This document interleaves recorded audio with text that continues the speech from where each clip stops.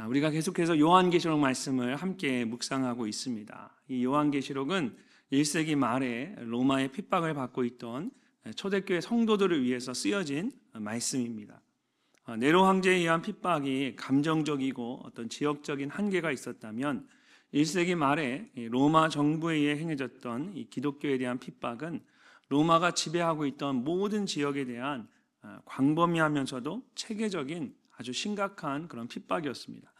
로마 정부는 황제 숭배를 거부하는 기독교인들을 집요하게 핍박했고, 불과 20여 년 전에 로마에 의해서 예루살렘 성전이 파괴되는 것을 봤던 이 초대교회 성도들은 이것이 정말 마지막이 아닌가라는 그런 두려움에 사로잡혀 있었습니다. 그럴 때 하나님은 이제 사도 요한에게 마지막 때에 일어날 일들에 대한 환상을 보여주십니다. 그리고 그것을 초대교회 성도들에게 전하게 함으로써 더 이상 두려움에 사로잡히지 말고 끝까지 믿음을 지키며 살아가도록 했습니다.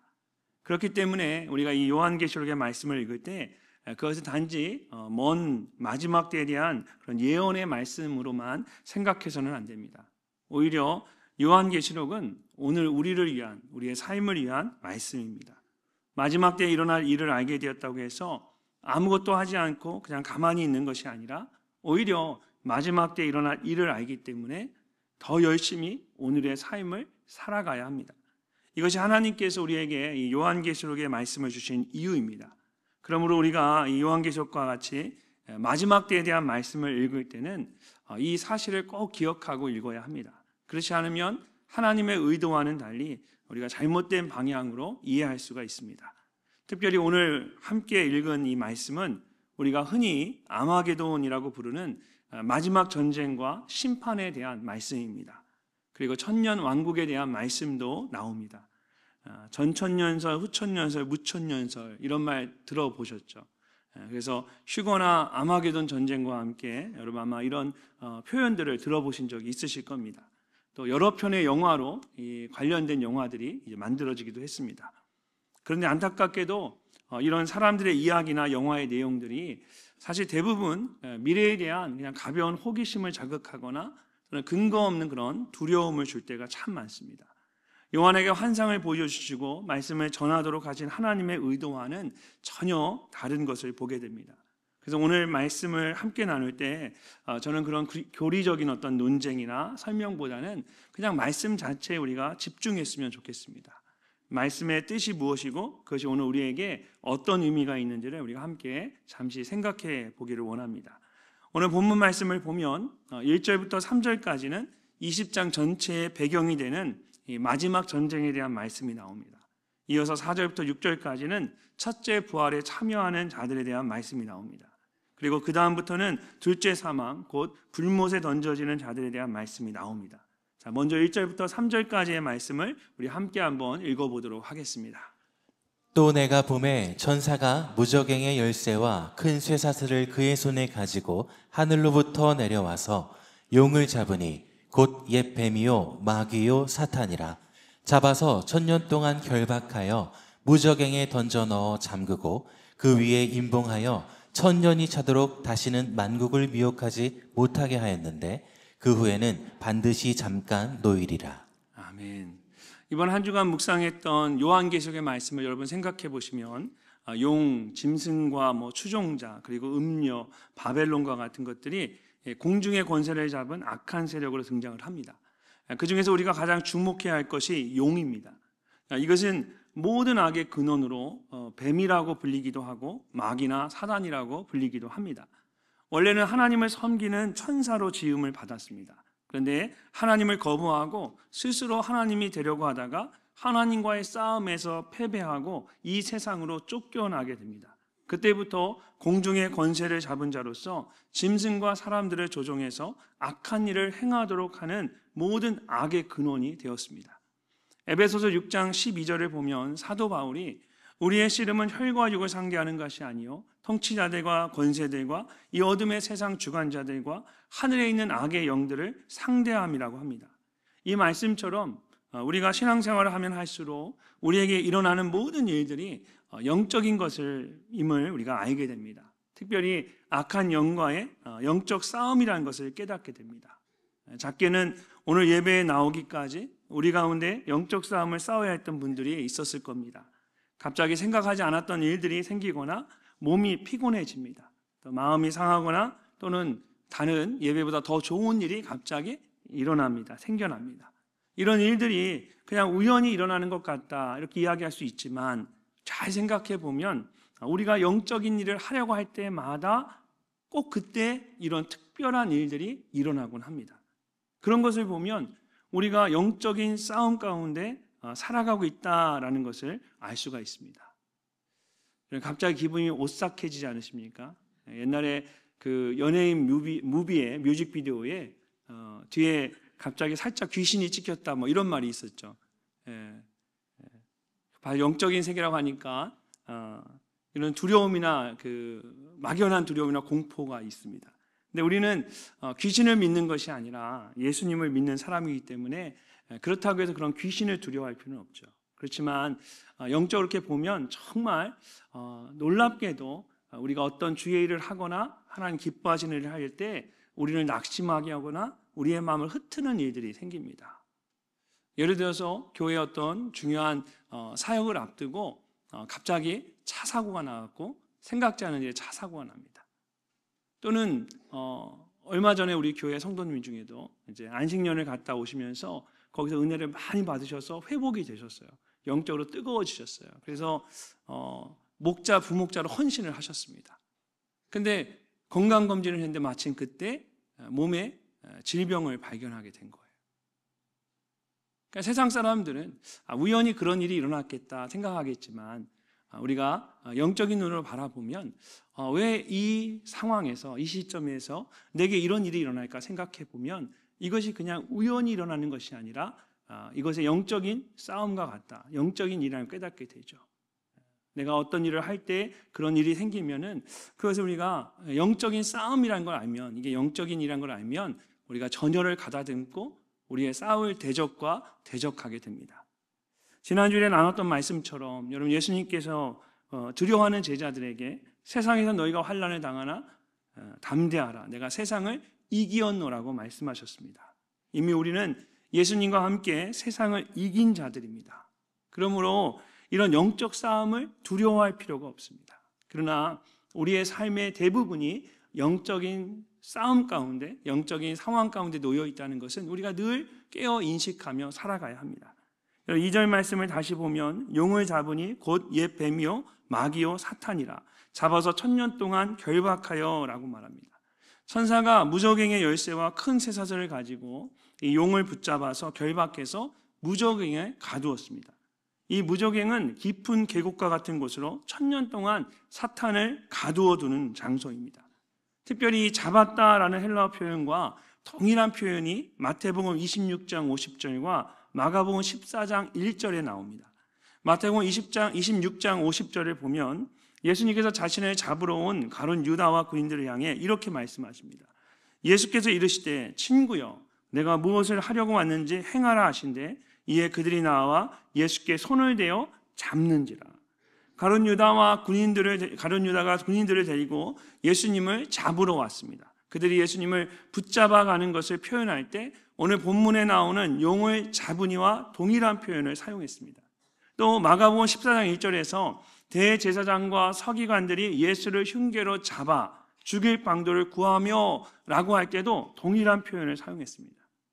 이전에는 예수님을 붙잡는 데 사용되었던 표현이 이제는 상황이 완전히 역전이 되어서 세상을 미혹하는 사단을 붙잡고 결박하는 데 사용된 겁니다. 사단은 사람들을 통해서 예수님을 붙잡아서 십자가에 죽였다라고 생각했을 것입니다. 그러나 예수님께서는 십자가의 죽음을 이기시고 부활하심으로 오히려 그런 사단의 모든 관계를 뒤집어 놓으셨습니다. 이처럼 죽음을 이기시고 부활하신 예수님은 모든 것을 역전케 하시는 하나님이십니다. 나의 삶이 묶인 것 같고 나의 가정이 너무나 힘든 것 같고 나의 육신이 무너진 것 같아도 하나님께서는 이 모든 것을 한 번에 역전시킬 수 있는 분입니다. 모든 것을 역전케 하시는 예수님을 바라보는 여러분이 되시기를 주님의 이름으로 축복합니다. 우리가 사단을 무저갱에 던져넣어 강금한 천년을 어떻게 해석하느냐에 따라서 마지막 때에 대해 조금씩 우리가 다르게 이해할 수가 있습니다. 하지만 영적인 의미에서 예수님께서 십자가의 형벌과 죽음을 이기시고 다시 부활하신 그 순간을 천년의 시작이라고 할 수 있습니다. 창세기 3장 15절을 보면 하나님께서 뱀을 저주하시면서 이렇게 말씀하셨습니다. 내가 너로 여자와 원수가 되게 하고 내 후손도 여자의 후손과 원수가 되게 하리니 여자의 후손은 내 머리를 상하게 할 것이요 너는 그의 발꿈치를 상하게 할 것이니라. 우리가 이 말씀을 원시복음 또는 최초의 복음이라고 말합니다. 여자의 후손은 예수 그리스도를 말하는 것이고 뱀의 머리를 상하게 하는 것은 예수님께서 사단의 모든 계획을 깨트리시고 다시 부활하실 것을 말하는 것입니다. 현재 사단은 예수님의 죽으심과 부활을 통해서 머리에 큰 상처를 입고 무저갱에 갇힌 상태입니다. 근데 무저갱이라는 것이 지옥이 아니라 임시적으로 가두어두는 곳이기 때문에 이 사단을 잠시 가두어둘 수는 있지만 그 영향력을 완전히 없앨 수는 없습니다. 그래서 이 사단은 예수 그리스도로 인해 머리를 상했음에도 불구하고 계속해서 이 땅의 교회를 흔들고 어려움을 겪게 합니다. 성도들을 속이고 서로 분열하게 만듭니다. 그러나 사단에게 교회를 완전히 무너뜨릴 수 있는 권세는 없습니다. 이미 예수 그리스도로 인하여 치명상을 입었고 붙잡혀서 감금되어 있기 때문입니다. 텍사스의 프레스턴 우드 침례교를 담임하는 제 그레이엄 목사님이 설교 가운데 나눴던 자신의 어린 시절 간증이 있습니다. 어린 시절 늘 자신이 지나다니는 길에 큰 집이 한 채 있었습니다. 그리고 그 집에는 무섭게 생긴 한 마리의 개가, 큰 개가 있었습니다. 이 개는 사람들이 다가올 때마다 으르렁거리며 크게 짖으며 달려들었습니다. 어린아이였던 이 잭은 너무 겁이 나서 도망을 치곤 했습니다. 그 집 앞을 지나가는 것이 가장 무섭고 두려운 일이었습니다. 그러던 어느 날 이 사실을 안 아버지가 이렇게 충고를 해줬습니다. 잭, 다음에 그 집 앞을 지나가는데 개가 또 달려들면 절대로 도망치지 말아라. 개가 달려들 때 너도 눈을 똑바로 뜨고 개를 쳐다보렴. 그럼 그 개가 절대로 너를 해치지 못할 거야. 무섭기는 했지만 이제 아버지의 말이니까 이 어린 잭은 아버지를 믿고 한번 그렇게 해보기로 했습니다. 아버지의 말대로 으르렁거리며 달려드는 그 개를 피하지 않고 똑바로 쳐다본 겁니다. 어떻게 되었을까요? 도망치던 어린아이가 갑자기 눈을 똑바로 뜨고 쳐다보니까 이 개가 더 화가 나서 정말 집어삼킬 듯이 막 뛰어왔습니다. 그러더니 갑자기 풀썩 주저앉는 겁니다. 알고 보니까 개의 목에 굵은 쇠사슬이 걸려 있었던 겁니다. 그 개는 쇠사슬에 묶여 있었습니다. 제 아버지는 그것을 알고 있었기 때문에 아들에게 두려워하지 말라고 했던 것입니다. 저도 실제로 이 이야기를 듣고 나서 실제로 그래 본 적이 있습니다. 제가 미국에서 목회할 때 항상 새벽 예배가 끝나면 제가 이 마을 골목을 이렇게 크게 도는데요. 미국에 이제 큰 집이 하나 있었는데 그 집에 이렇게 울타리가 쳐져 있었고요. 그 집 앞을 지나가면 항상 큰 불독이, 정말 엄청 큰 불독이 침을 흘리면서 막 뛰어옵니다. 으렁거리면서. 근데 제가 솔직히 그 새벽에 이제 아무도 없으니까 저 혼자 걸어가는데 다른 사람이 있으면 좀 안 무서운 척 할 텐데 무섭더라고요. 그 소리도 크고 꼭 달려들 것 같고. 그래서 거기를 늘 피해 갔는데 이 이야기를 듣고 나서 제가 가만히 생각해 보니까 그 개가 끝까지 저를 쫓아온 적이 없는 거예요. 으르렁거리기만 하지. 그래서 실제로 제가 한번 그 울타리 가까이까지 한번 가봤습니다. 이 개가 정말 다른 사람에게 피해를 안 주려고 주인이 묶어둔 거예요. 묶여있는 개였던 거예요. 근데 제가 그걸 모르고 늘 그 옆에 지나가면서 무서워서 멀리 이렇게 돌아간 겁니다. 그 다음부터는 제가 그걸 다 아니까 그 옆에 지나가지 입으로 울타리 옆에 싹 붙어서 개를 쳐다보면서 아무리 짖어도 태평하게 아주 평안하게 그 옆을 지나갑니다. 우리의 신앙생활도 마찬가지인 것 같습니다. 저도 이렇게 신앙생활을 해보면 정말 힘들고 어려울 때가 있습니다. 근데 그 어려운 고비를 한번 넘고 나면 더 이상 두려운 것이 없어집니다. 왜냐하면 아무리 힘들고 어려워도 결국 하나님이 나를 책임져 주신다는 믿음이 있기 때문이죠. 하나님이 나를 지켜주시고 이 고난이 나에게 감당할 수 없는 고난이 아니라 하나님께서 우리에게 감당하지 못할 고난을 허락하지 아니하시고 또 우리가 감당할 수 없을 때는 피할 길을 내어 이 또한 감당하게 하신다고 말씀하신 것처럼 세상에 내가 감당할 수 없는 고난은 없다라는 것을 경험하게 되면 그때부터는 어떤 고난이 와도 두렵지가 않습니다. 처음 경험했던 그 고난보다 더 큰 고난이 내게 닥쳐와도 내 안에 그런 믿음과 확신이 있기 때문에 그 고난이 결코 두렵지 않습니다. 용을 잡아서 이를 결박하고 무적응에 던져 넣으셨습니다. 세상의 사단이 여러분의 삶을 아무리 으르렁거리고 공격해도 그 사단은 우리 주님에 의해서 이미 붙잡혀서 무적응에 묶여있는 사단에 불과합니다. 단지 우리를 향해 울부짖고 또 우리를 위해 우리를 뒤에서 힘들게 만들 수는 있지만 그 사단은 여러분을 가까이 다가와 무너뜨릴 수 없는 이미 붙잡힌 존재입니다. 용을 잡아서 결박하고 무적응에 던져 넣어 1000년 동안 다시는 만국을 미혹하지 못하도록 했다는 것이 바로 이런 뜻입니다. 사단은 어떻게 해서든 우리를 위협하려고 합니다. 작은 문제를 만들고 그것을 이용해서 우리의 마음을 흔들려고 합니다. 두려움에 사로잡히게 하고 원망과 미움 가운데 살아가게 하려고 합니다. 그러나 이 모든 것이 하나님의 주권 아래 묶여 있다라는 것입니다. 그러므로 내 앞에 어려운 일이 놓여 있고 대적이 나를 삼킬 것처럼 달려든다 해도 우리는 그것을 보고 두려워하거나 도망쳐서는 안 됩니다. 하나님은 이미 사단을 결박해 놓으셨습니다. 잠시 여러분을 위협하거나 어려운 가운데 빠뜨릴 수는 있겠지만 사단이 할 수 있는 것은 거기까지입니다. 사단은 결코 여러분을 이길 수가 없습니다. 이런 믿음의 담력이 여러분 모두에게 있으시기를 주님의 이름으로 축복합니다. 3절 마지막 부분을 보면 1000년 동안 결박해 놓은 후에 반드시 잠깐 놓으리라고 말합니다.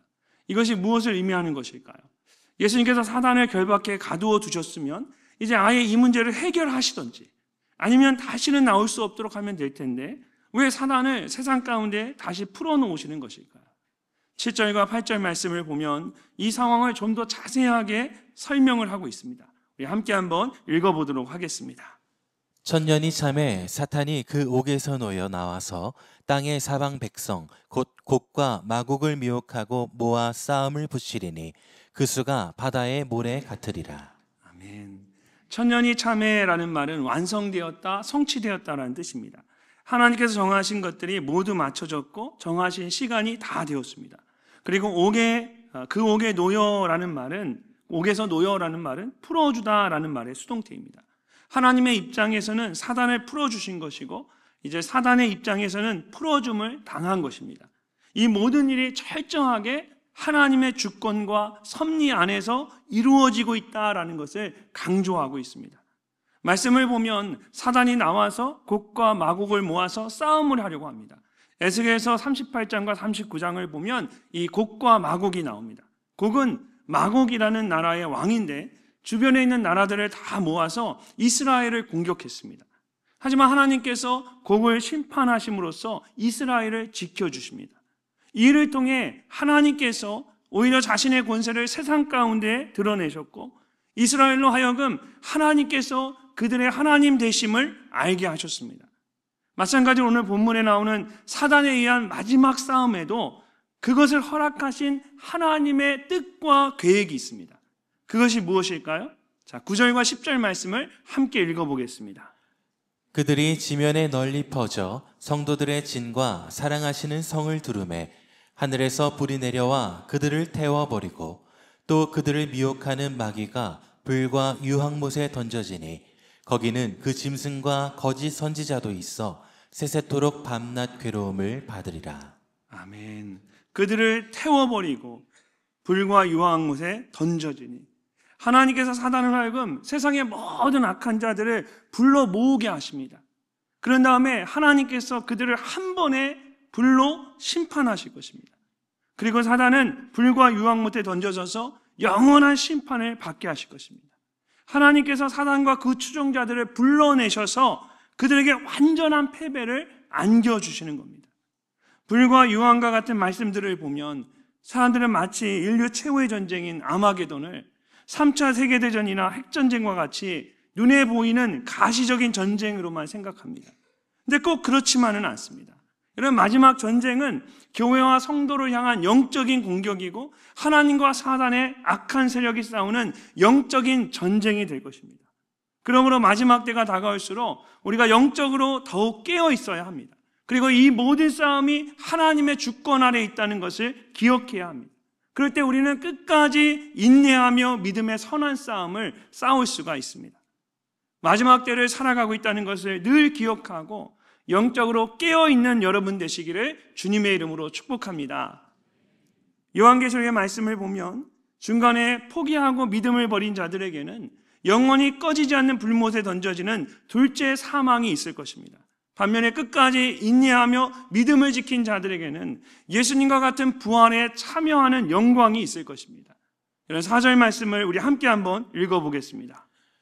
또 내가 보좌들을 보니 거기에 앉은 자들이 있어 심판하는 권세를 받았더라. 또 내가 보니 예수를 증언함과 하나님의 말씀 때문에 목배임을 당한 자들의 영혼들과 또 짐승과 그의 우상에게 경배하지 아니하고 그들의 이마와 손에 그의 표를 받지 아니한 자들이 살아서 그리스도와 더불어 1000년 동안 왕노릇하니 이는 첫째 부활이라. 아멘. 지금까지의 기독교 역사를 보면 하나님을 믿고 예수 그리스도를 증거하는 것 때문에 죽임을 당한 수많은 믿음의 사람들이 있었습니다. 방금 우리가 읽은 개역개정 성경에는 목배임을 당한 자들이라고 되어 있지만 여러분 사실 원어 성경에는 도끼에 목배임을 당한 자들이라고 되어 있습니다. 실제로 1세기 말에 초대교회 성도들은 예수님을 전하고 하나님을 믿는 것 때문에 처음에는 도끼로 목이 잘렸다고 합니다. 황제를 숭배하면 되는데 그것을 거부하는 것 때문에 도끼로 고통스럽게 죽임을 당한 것입니다. 그 수법이 너무나 잔인해서 나중에는 칼로 목을 베기 시작했습니다. 근데 놀라운 것은 성경이 이렇게 목숨을 바친 사람들을 복되다라고 하는 것입니다. 이 첫째 부활에 참여하는 자들은 복이 있고 거룩하도다. 둘째 사망이 그들을 다스리는 권세가 없고 도리어 그들이 하나님과 그리스도의 제사장이 되어 1000년 동안 그리스도와 더불어 왕노릇하리라. 예수 그리스도에 대한 믿음을 고백하고 하나님의 말씀을 따라 살고 죽었던 사람들은 예수님의 부활에 참여하는 자들입니다. 사도 바울이 에베소서 2장에서 말하고 있는 것처럼 하나님께서 직접 그들을 그리스도와 함께 살리시고 함께 일으키시고 함께 하늘에 앉으실 것입니다.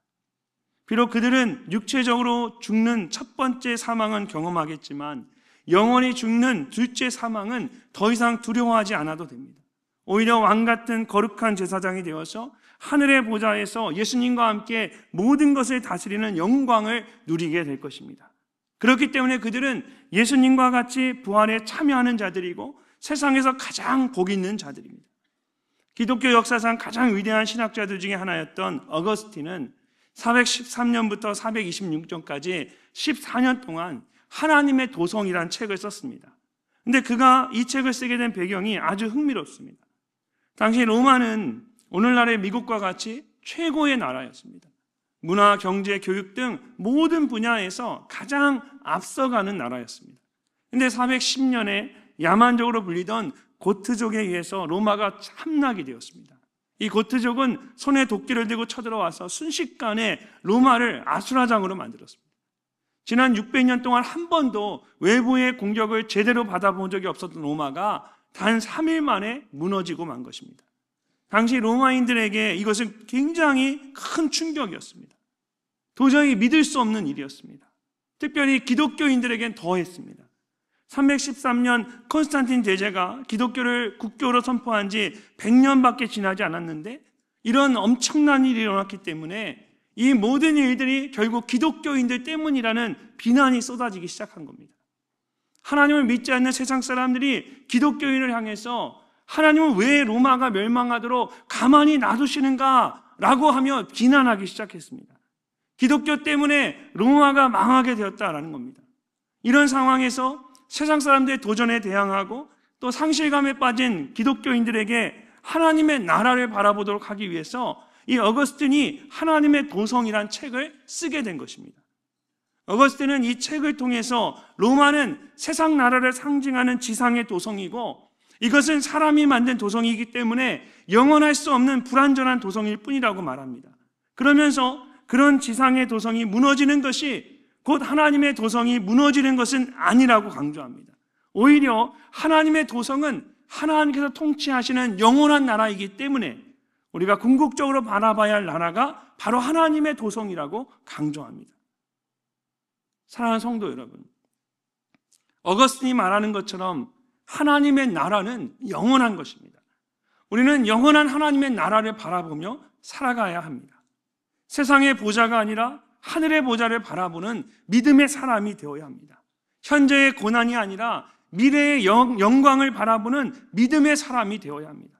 둘째 사망이 아니라 첫째 부활에 참여하는 믿음의 사람이 되어야 합니다. 고난 가운데, 어려움 가운데 계십니까? 여러분, 성경은 우리에게 현재의 고난은 장차 우리에게 나타날 미래의 영광과 좋게 비교할 수 없다라고 말합니다.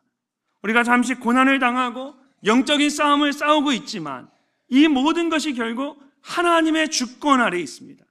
예수님께서 십자가의 죽음과 부활로 이미 사탄을 이기셨고 깊은 곳에 그를 가두어 두셨습니다. 그렇기 때문에 하나님께서 허락하지 않으시면 사단은 절대로 여러분의 머리카락 하나도 상하게 할 수 없습니다. 하나님께서 여러분 모두를 철저하게 지키고 계시기 때문입니다. 그런 하나님을 절대적으로 신뢰하십시오. 마지막 때에 하나님을 더욱더 의지함으로 끝까지 승리하는 여러분 되시기를 주님의 이름으로 축복합니다.